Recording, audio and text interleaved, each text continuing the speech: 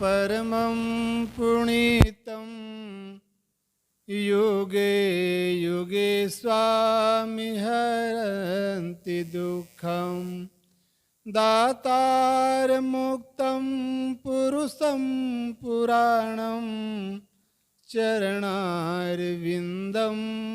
सततं नमामि चरणारविन्दं सततं नमामि। अर्चनीय वंदनीय संत समाज, तो बैस कम करिए, बैस बहुत बड़ा है, बैस कम करिए।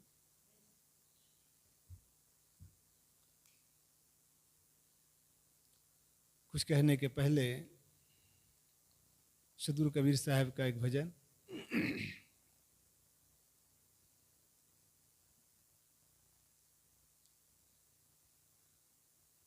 भूला लोग कहे घर मेरा,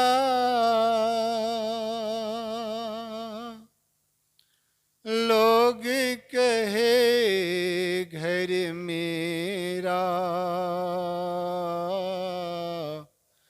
लोग कहे घर मेरा।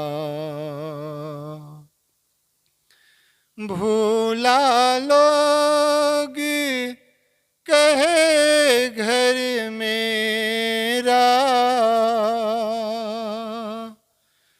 लोग कहे घर मेरा, लोग कहे घर मेरा।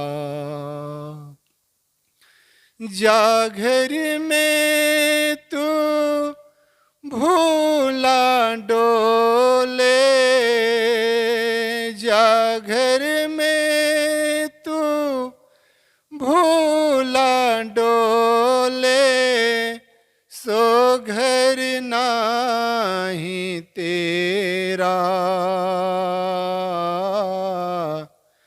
लोग कहे घर मेरा।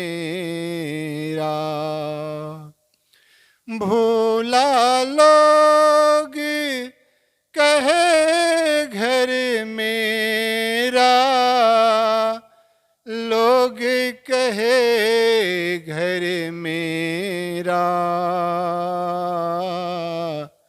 लोग कहे घर मेरा। हाथी घोड़ा बैल बहाना, संग्रह कियो घनेरा, संग्रह कियो घनेरा। बस्ती माँ से दियो खदेरा, जंगल कियो बसेरा, लोग कहे घर मेरा। जा घर में तू भूला डोले, सो घर नाही तेरा, सो घर नाही तेरा। भूला लोग कहे घर मेरा।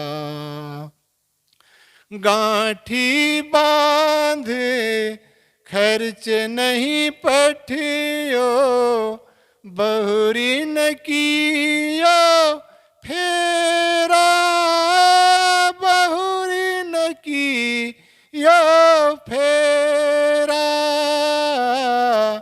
गांठी बांध खर्च नहीं पठियो, बहुरी न कियो फेरा, बहुरी न कियो फेरा।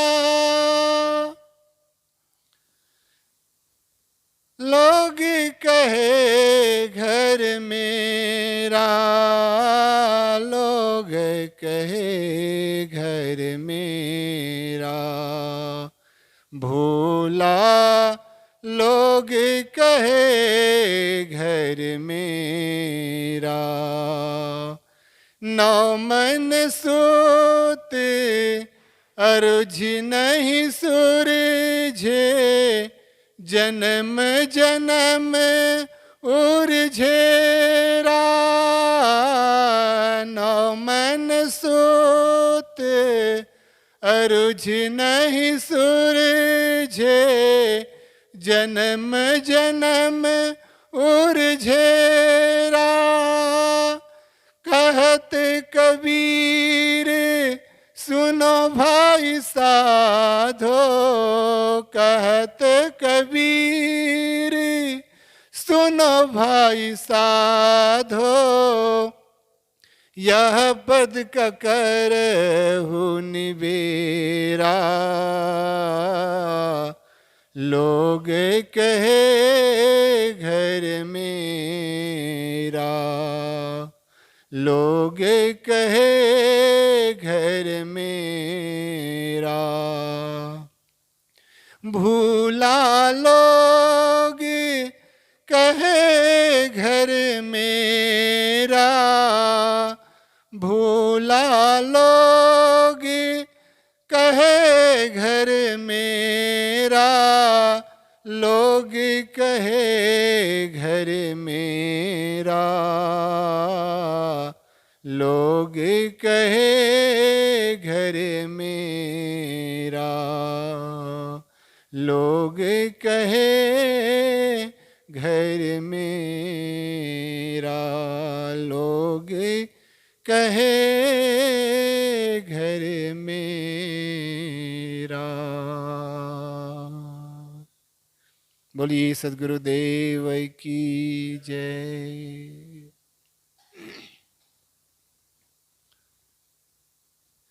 एक बुझौल है, वो कौन सी जगह है जहां लोग जाने के लिए मरते हैं?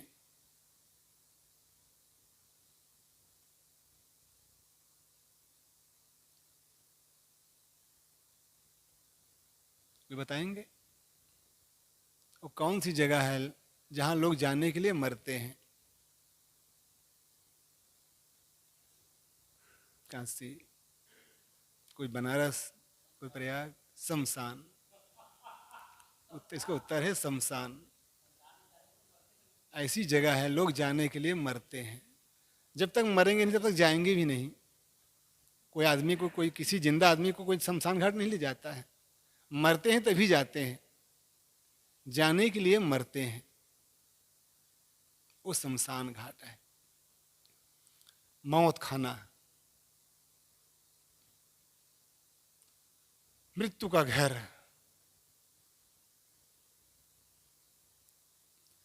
ये संसार क्या है? एक शमशान घाट है जहां लोग रोज मरते हैं, रोज मरते हैं। एक बाहर का शमशान है, दूसरा अंदर का शमशान है, जहां हर आदमी जाने के लिए दौड़ लगा रहा है। न शमशान में जाने से तृप्ति है और न अंदर के शमशान में जाने से तृप्ति मिलती है। एक शमशान क्या है? मन का गड्ढा, मन की तृष्णा, वो भी एक गड्ढा है, वो भी शमशान है, जहां लोग मरने के लिए दौड़ रहे हैं। एक मरे एक करे विचारा, सदगुरु कबीर कहते हैं। एक उस गड्ढा में जाकर के मर रहा है, पच रहा है, दुख भोग रहा है, पश्चाताप कर रहा है, मैं इसमें क्यों पड़ गया। यदि मुझे पहले से गुरु का ज्ञान मिलता, संतों की संगत मिलती, ज्ञान होता, तो इस गड्ढे में मैं क्यों पड़ता है। मुझे पहले से ज्ञान नहीं मिला, मुझे पहले से ऐसा सत्संग नहीं मिला, मुझे पहले से ऐसा माहौल नहीं मिला, पहले से मेरे अंदर भी ऐसा ज्ञान की भक्ति जल जाती, ज्ञान का दीपक जलता, भक्ति का दीपक जलता, मेरे अंदर भी एक ऐसा वैराग्य होता पहले से, तो मैं संसार के गड्ढा में क्यों जाता? फिर भी लोग एक तो उस गड्ढे में जाकर के पश्चाताप कर रहा है, और एक बाहर के गड्ढा में जाते हुए लोगों को देखकर भी नहीं सावधान होता है। जाने वाले बता रहे हैं जगत मुसाफिर खाना है। जो प्राणी इस संसार शरीर को छोड़ करके जा रहे हैं, वो बता रहे हैं, वो दिखा रहे हैं कि संसार सारा मुसाफिर खाने हैं, और हम सब मुसाफिर लोग हैं। इस मुसाफिर खाने में कुछ सदैव रहने नहीं आया है। जाने वाले बता रहे हैं, संत भी बता रहे हैं, और एक मर करके जो जा रहे हैं वो भी दिखा रहे हैं, बता रहे हैं। संसार सब धोखा रूप है, इसलिए फिर भी हम मरे जा रहे हैं, मरे जा रहे हैं, मर करके जा रहे हैं। शमशान में भी लोग मर करके जाते हैं, और संसार में भी लोग मरे जा रहे हैं, उसमें गिरे जा रहे हैं। संसार कितना बड़ा खाई है, कितने लोग इसमें गिर रहे हैं, कितने लोग इसमें भटक रहे हैं, कितने लोग इसमें गोता लगा रहे हैं, कितने लोग इसमें संसार में सुख खोज रहे हैं। किसी को मिला है? किसी को नहीं मिला है। इसलिए भूला लोग कहे घर मेरा। सदगुरु कबीर कहते हैं संसार के लोग बड़ा भोले हैं, वो संसार में सुख मानता है, वो इस संसार के घर में विश्राम मानता है। बालू के घरवा में बैठे चेतत ना ही आयाना। साहब कहते हैं बालू के घरवा में बैठे हो, रेत का घर बना लिए और उसमें तुम सुख मानते हो। ये शरीर भी क्या है? ये शरीर भी एक नापायेदार है, जिसका कोई पाया नहीं है, जिसका कोई आधार नहीं है, जो ये शरीर सलामत बना रहे।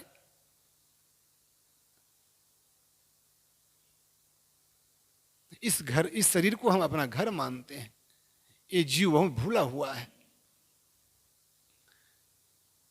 चाहे ये शरीर घर हो, चाहे इस ईंट पत्थर का घर हो, इसी घर में यह जीव भुलाया हुआ है, लुभाया हुआ है, भटका हुआ है, लटका हुआ है, अटका हुआ है।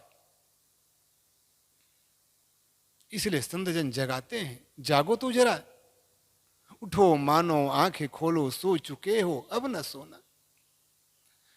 ये जीव कब से सोया हुआ है, कब से भूला हुआ है? अनादिकाल से। अंतहीन इस महाकाल में मध्य असंख्यों चेहरे, बनते मिटते जलते बुझते,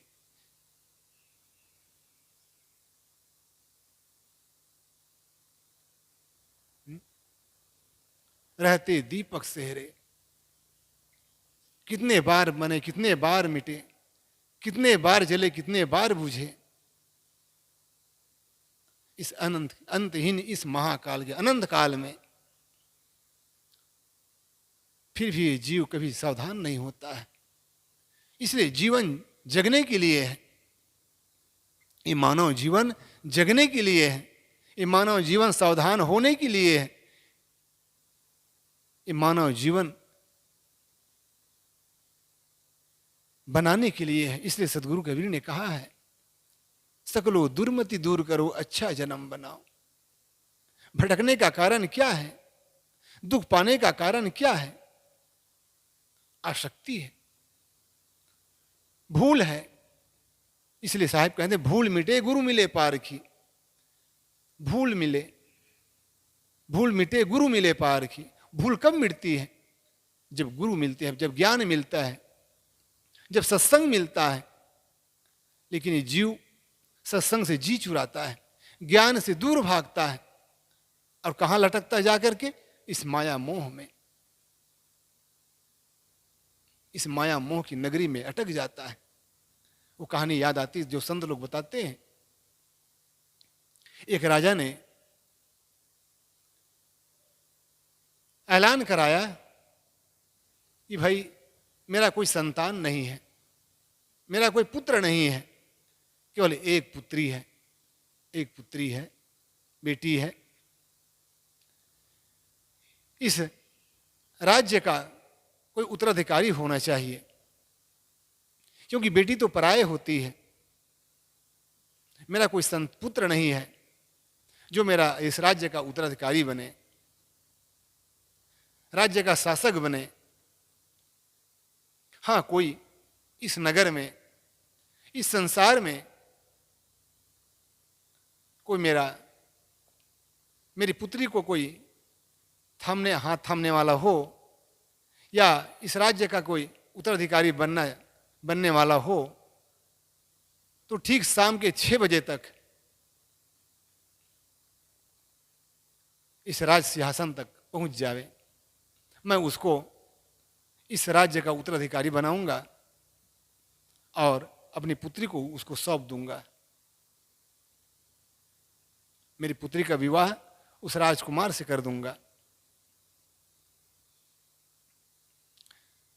बहुत से राजकुमार या लड़के, जवान जवान लड़के तैयार हुए। राज्य के लोभ किसको नहीं होता है, राजा बनने के ख्वाहिश किसको नहीं होता है। सभी लोग, बहुत लोग इकट्ठे तैयार हो गए, मैं राजा बनूंगा, मैं उत्तराधिकारी बनूंगा, मैं राजकुमारी से विवाह करूंगा। लेकिन राजा ने राज्य के चारों ओर भोग की सामग्री फैला दिए थे। कहीं पर नाच गान हो रहा है, कहीं पर खूब होटल लगा हुआ है, कहीं पर मांस मच्छी का बाजार लगा हुआ है। जितने लोग राजा बनने के लिए आए, उस संसार के भोग पदार्थों में लुभा गए। देखते थे अभी तो बहुत टाइम है, 6 बजने में, और जाने में कौन सी देर लगता है, जल्दी पहुंच जाएंगे। लेकिन ये बाजार कब तक लगा रहेगा? ये बाजार तो जल्दी समाप्त हो जाएगा। तो पहले खा लें, पहले भोग लें, पहले इस सामग्रियों का आनंद ले लें, फिर जाना तो है। अभी बहुत टाइम है, 6 बजे पहुंचना है वहाँ। राजा का शर्त है 6 बजे जो पहुंचे, 6 बजे तक पहुंचना चाहिए। टाइम तो बहुत है, तो पहले खा पी लें, इस भोग सामग्री का आनंद ले लें। पता नहीं वापसी आते तक ये दुकान बंद हो जाए। सभी लोग जितने भी उस रास्ता से गुजरते गए, सब भोग पदार्थों में लिप्त हो गए, खाने पीने में लुभा गए, ना सिनेमा देखने में अटक गए, और ऐसा अटक गया, ऐसा लटक गया कि 6 से ऊपर हो गया, नहीं पहुंच पाया। लेकिन एक इंसान था, वो सारे भोग पदार्थों को एक किनारे कर दिया, और ठीक 2 मिनट कम था 6 बजने में, उस दरबार में, राजमहल में पहुंच गया। हजारों में एक लड़का राज सिंहासन तक पहुंचा और वह राजा बन गया। बाकी तो लोग संसार के भोग पदार्थों में, खाने पीने में, राग रंग में, दुनियादारी में सब भूल गए। हजारों में हम भी वही लोग हैं जो पाना था वो नहीं पा पाया। इस संसार के भोग पदार्थों में हम भी अटक गए, फंस गए, लुभा गए। इसे सदगुरु ने कहा है, ते सुतमान हमारी सेवा, तो कहा राज देव हो देवा। ऐ पुत्र, ऐ लोगों, तुम मेरी सेवा को स्वीकार करो। तय सुत मान हमारी सेवा। तो कहा राजदेव हो देवा, यदि तुम मेरी बात को मानते हो, मेरी सेवा को स्वीकार करते हो, तो मैं तुम्हें राज दे दूंगा। कौन सा राज? अचल राज, अचल संपत्ति, जो राज कभी छूटने वाला नहीं है, जो राज कभी मिटने वाला नहीं है, जो राज पाने पर कोई दुख नहीं, कोई संताप नहीं, कोई पीड़ा नहीं, जिसमें अनंत सुख है, अनंत सागर, आनंद का सागर समाया हुआ है, वो है आत्मबोध, वो आत्मस्थिति है। जो प्राणी को मिल जाता है, जो जिज्ञासु को मिल जाता है, वो आनंद कंद हो जाता है। लेकिन जीव तो भूला हुआ है, वो खानी जाल में भूला हुआ है, वाणी जाल में भूला हुआ है, छूटता नहीं है, छूटने का प्रयास करता नहीं है। मन में ललक रहती है कि हमारे जीवन में शांति मिले, सुख मिले, आनंद मिले, लेकिन वो काम नहीं हो पाता है। जो जीवन में करना चाहिए, जो जीवन में पाना चाहिए, वो क्यों नहीं होता है? क्योंकि आसक्ति का, प्रबल आसक्ति है, प्रबल लोभ है, प्रबल मोह है। अब यही प्रबलता आदमी को दुख के गड्ढा में गिरा देता है। इसलिए भूला लोग कहे घर मेरा, जा घर में तू भूला डोले, सो घर ना ही तेरा। जिस घर में तुम भूले हुए हो, जिस प्राणी को तुम अपना मार रहे हो, वो तुम्हारे साथ जाने वाला नहीं है, वो तुम्हारे संग में जाने वाला नहीं है। अरे तन की नारी को कहे घर, घर की नारी को कहे तन की नारी जाए। घर की नारी है, घर की पत्नी है, घर के बच्चे वो साथ में, क्या तुम्हारे जो तन में जो नारी है, जो नस है, हड्डियां हैं, मांस चाम है, वो भी साथ में जाने वाला नहीं है। जिस शरीर को तुम अपना मानते हो, सुंदर मानते हो, प्यारा मानते हो, जिस शरीर के लिए तुम रात दिन लगे रहते हो, वो शरीर भी सांस जाने वाला नहीं है। वो भी मिट्टी का खिलौना है, एक दिन मिट्टी में मिल जाएगा। यह तन कांचा कुंभे लिए फिरे ते साथ, टपका लागा फुट गया कछु न आया हाथ। ये शरीर कैसा है? एक कच्चा मिट्टी घड़े, एक कच्चा घड़े के समान है, जो एक दिन टपका लगता है, फूट जाता है। परसों हम जब ट्रेन से आ रहे थे, 11 तारीख शाम का समय था,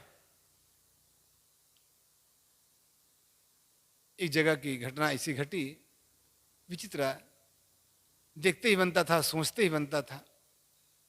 3-4 भैंसें पटरी के पास, हो सकता कुछ केला का छिलका रहा होगा या कुछ घास फूस पड़ा रहा होगा, पटरी के किनारे 2-4 भैंसें चर रही थी। अब एक भैंस बहुत पटरी के बिल्कुल किनारे आ गई थी, कुछ खा रही थी, हो सकता केला का छिलका पड़ा रहा होगा। लोग जब सफ़र करते हैं तो जब केला खाते हैं तो किनारे फेंक देते हैं, खिड़की तरफ से, दरवाजा तरफ से डाल देते हैं। तो उस केला के छिलका खाने के लिए हो सकता है भैंस किनारे आई होगी। और जैसे किनारे आई तो वहीं ट्रेन भी आ गई। अब ट्रेन तो रुकने वाली है नहीं, स्पीड में आ रही थी, तो बस भैंस को टक्कर मारते हुए ट्रेन आगे बढ़ गई। एकाएक रुकी नहीं, लेकिन धीरे जा कर के वो ट्रेन रुकी। और जहाँ पर भैंस गिरी थी, भैंस को तो इंजन से टक्कर लगी, लेकिन गाड़ी चलते चलते आधी गाड़ी पार हो गई। फिर गाड़ी आगे जा कर के रुकी तो देखा तो भैंस गला थोड़ा कट गया था, पूरा गला अलग नहीं हुआ था, धड़ से अलग नहीं हुआ था, लेकिन थोड़ा कट गया था। और भैंस मुंह खोल दी थी, प्राण छूट गया था क्षण मात्र में। तो 2-3 जो भैंस थी दूर से, हो सकता डर के मारे भागी होगी, और दूर से देख रही थी, ट्रेन को भी देखती थी और मरी हुई जो गिरी हुई भैंस को, उसको भी देखती थी। आदमी होता तो दौड़ करके घर में जाकर के बताता, लेकिन भैंस पशु है, इतनी समझ नहीं थी वो घर में जाकर के किसी को बताए। वो ट्रेन को भी देखती थी और मरे हुए भैंस को भी देखती थी। उसके अंदर में वो संवेदना तो हो रही थी उस भैंस को देख करके, लेकिन अपने संवेदना को व्यक्त नहीं कर पा रही थी। 2 मिनट गाड़ी खड़ी हुई और गाड़ी चल पड़ी। लोग देखते रह गए। ऐसी ऐसी दर्दनाक, ये तो एक ही घटना, हजारों घटना ऐसे हम सब देखते हैं अपने आंखों से, सुनते हैं अपने कानों से, लेकिन समझ कहां आती है, बात दिल में कहां उतर पाती है। आंखों ने तेरे तुझको कितने दिखाए मुर्दे, कंधों पे तूने कितने उठाए मुर्दे, फिर भी बना है अंधा झपके तेरी नजर है, 2 दिन की जिंदगी है, पल भर का ये सफर है। जीवन की कहानी कितनी छोटी है, जीवन में अहंकार कितना बड़ा है। हम अभी और जिएंगे और खाएंगे और देखेंगे और भोगों को भोगेंगे, मन कभी भरता नहीं है। इसलिए जिस तृष्णा में, जिस शोक में, जिस दुख में संसार के लोग मरे जा रहे हैं, उसी गड्ढे में हम भी गिर रहे हैं। तो वो जगह है जिसमें लोग मर करके जाते हैं, जिसमें लोग मरे जाते हैं, वो संसार का दुख है। संसार के दुख में अनादिकाल से दुख भोगते आ रहे हैं, और लोग हजारों नहीं लाखों करोड़ों लोग उस दुख को झेलते जा रहे हैं, भोगते जा रहे हैं, फिर भी जीव सावधान नहीं होता है। तो वो संसार में वो जगह है जिसमें लोग मरे जा रहे हैं, मरे जा रहे हैं। वो है दुख, संसार का दुख, काम भोग का दुख। कितने लोग मर रहे हैं? अनादिकाल से संसार में हम भोगे जा रहे हैं, फिर भी सावधान नहीं होते हैं, फिर भी जागते नहीं हैं। अब जागने का समय है। जागने का समय क्या है? यह है मानव जीवन है, सत्संग है, भक्ति है, बोध है, वैराग है। दोष दिस जब ही भई तब बुझो बैराग। जब आदमी को संसार में दोष दिखता है, दुख दिखता है, तब वो छोड़ता है। एक आदमी मावा खाने वाला, एक दारू पीने वाला, एक बीड़ी पीने वाला को दुख नहीं दिखता है। परिवार में जो फंसे हैं लोग, उसमें दुख नहीं दिखता है, तभी तो लोग दुख फंसते हैं। शादी विवाह करते हैं, क्यों करते हैं? क्योंकि संसार में सुख दिखता है। यदि आदमी को दुख दिख जाए तो संसार के दुख से वो बचने का प्रयास करे। लेकिन जवानी में जोश, बुढ़ापा में होश। जवानी में जोश रहता है तो दुख नहीं दिखता है, उसमें तो जोश ही जोश है। संसार के भोगों में सुख है, जवानी में सुख है, राग रंग में सुख है, पद प्रतिष्ठा में सुख है, मान मर्यादा में सुख है, सब तरफ सुख सुख दिखता है। इसलिए उसको दुख दिखाई नहीं देता है, इसलिए वो संसार के गड्ढा में पड़ जाता है, संसार के भोगों में भोग पड़ जाता है। जो आदमी को, जो जीव को संसार में दुख दिखता है, वास्तव में संसार में रखा क्या है?